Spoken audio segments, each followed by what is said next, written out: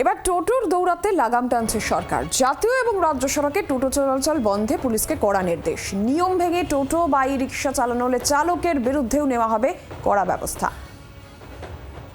Control থাকা দরকার। Supreme কোর্টে অর্ডার আছে, সুপ্রিম কোর্ট অর্ডার মেন রাস্তায় টোটো চলবে না।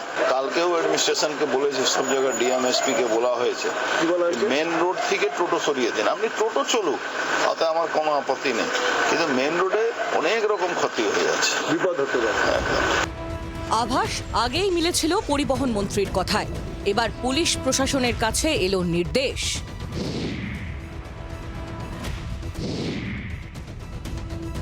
টোটোর উৎপাতে রীতিমতো নাজেহাল সাধারণ মানুষ থেকে বাস চালকরা। পরিবহন দপ্তরে বারবার গিয়েছে অভিযোগ। এবার টোটোর দাপাদাপিতে রাশ টানছে রাজ্য সরকার।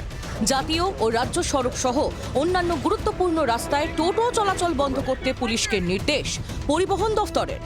বেশ কিছু ক্ষেত্রে দেখা যাচ্ছে নিয়ম বহির্ভূতভাবে জাতীয় সড়ক বা রাজ্য সড়কে টোটো চলাচল করছে, যা কিনা একেবারেই নিয়মের পরিপন্থী।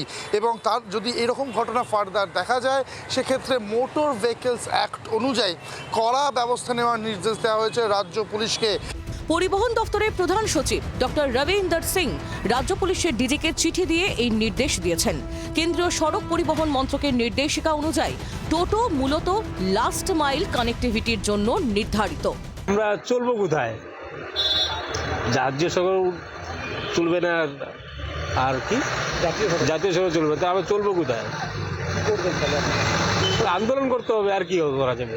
টোটো যদি আজকে রাজ্য সড়কে উঠতে না দেয়, আমরা এই টোটোগুলো চালাবো কোথায়? আমাদের বর্তমান উদলাবাড়ির যে ভৌগোলিক অবস্থা যেটাকে বলা হয় উদলাবাড়ি মালবাজার, আমরা যদি এখান থেকে মালবাজার যেতে যাই, আমাদের মেন রাজ্য সড়কই লাগবে।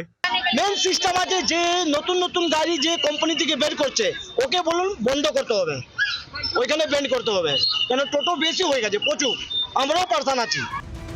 যানজট ও দুর্ঘটনা এড়াতেই পরিবহন দপ্তরের তরফে দেওয়া হয়েছে এই নির্দেশ। নিয়ম অমান্য করলে মোটর ভেহিকলস আইন অনুযায়ী নেওয়া হবে কড়া ব্যবস্থা, হতে পারে জরিমানাও। অর্কদীপ্ত মুখোপাধ্যায়ের রিপোর্ট, জি24 ঘন্টা।